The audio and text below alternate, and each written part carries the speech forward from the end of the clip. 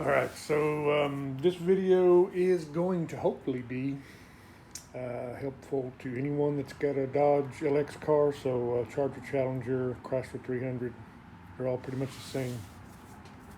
And you have one of your blend door actuators has gone out, or it's making a real loud clicking sound. That's usually the main, or that's the indicator that one of them needs to be replaced. And that's what they look like, by the way. The car will have at the very least three. All of the cars, no matter what trim or year model, whatever, it'll have at least three. There'll be a recirculate one, or one that controls the recirculation, mounted to the blower motor housing, which is behind the glove box. And then there'll be two more along the main air box. It's behind the dash. One will control the vent, which way the air goes, defrost, dash, floor, and then the other one will control heat, cool versus hot. That's the very least. All the cars will have those three. If your car has dual zone, HVAC, like this one does, where each side, left and right, can control their own temperature, then you'll have four on that center air box. You'll still only have the one recirc, but you'll have two of the heat, two of the door blend doors controllers, and they'll be mounted. The one I'm going to be talking about, and the one everybody will have, it'll be on the driver's side, so left side of the air box, furthest up and back. But if you've got the dual zone climate, then you'll have one on each side, up and back, one on each side, in the middle and down. Anyway, so I was trying to do some defrosting the other day. Heard a really loud clicking sound from behind the dash. I had the recirc blend door actuator go out already.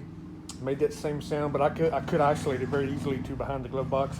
This sound was not coming from behind the glove box. It was coming from basically behind the speedometer. So I knew it was one of those two. And once I got things kind of a little bit apart, I jammed my head up in there and I made it do it again, and I could tell right away which one it was. It's the so it's going to be the mode door actuator, which controls the HVAC mode. But anyway, it'll be pretty much the most difficult one to get to because it's furthest back and highest up. It's mounted actually right behind the heater core pipes.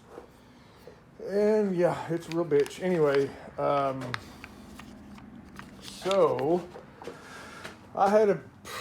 it was turned into a quagmire on me, and about half of that was my fault, the other half was just my lack of knowledge. So this isn't going to be a step-by-step. I'll give you some tips and tricks, but I'll mainly just show you where I went wrong so that you can plan ahead and not do those things yourself. Like I said, so this is the little actuator, and so on the driver's side,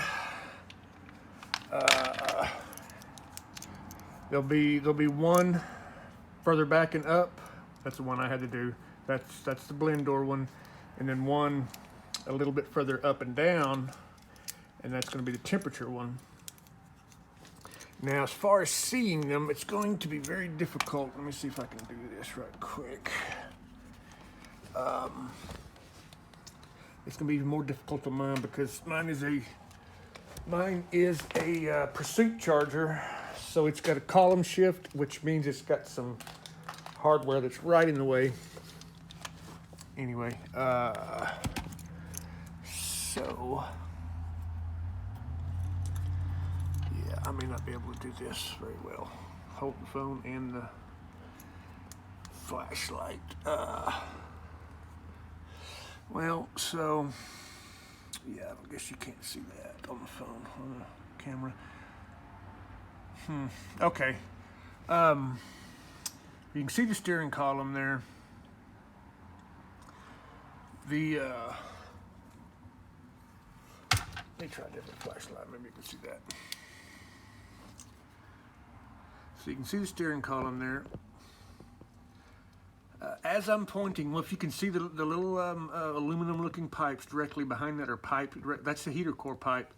I don't know if it's inlet or outlet, doesn't matter. They're both right there together. And the one that I had to replace is directly behind that. You can kind of see the edge of it, you know what you're looking at. But it's directly behind those pipes right there. And it's mounted in, it's basically mounted in an orientation about like this. It's not straight up and down, it's cocked, you know, we'll say about 15 degrees. But those two heater core pipes run right in front of it and make it very difficult to get at, especially considering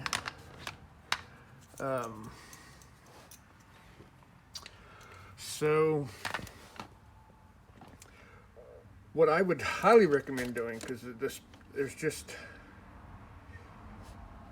what I did, if you go by the service manual, it says to remove this steering column, steering wheel, airbag, all that. I didn't have the tools, the confidence, the experience to go after all that. So what I ended up doing, I removed the accelerator pedal. It's got 3 bolts on it. Remove it and unplug it, pull it out. I wish I could have removed the brake pedal, but because it's all up in the way, but I couldn't. So anyway, remove the accelerator pedal because that's where your head's going to be most of the time. And then remove the seat.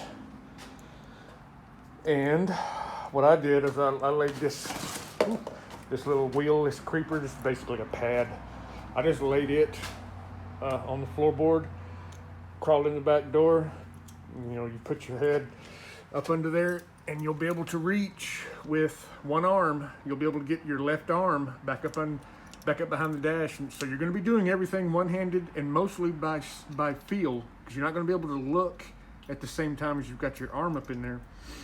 You kind of can, but it's really difficult to work. So you're going to be doing it mostly by feel with your left hand, and if you're smart, you'll be laid up in the floorboard. If you try to do it with the seat in the car, twist it all around, it's not going to work for you. I can tell you that right now.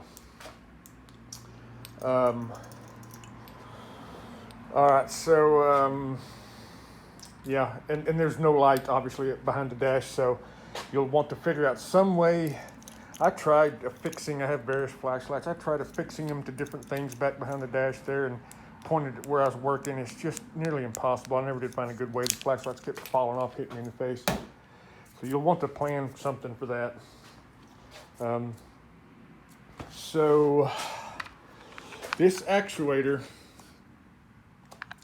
when it, well, let me cut this off right here, and then I'll start in the next one.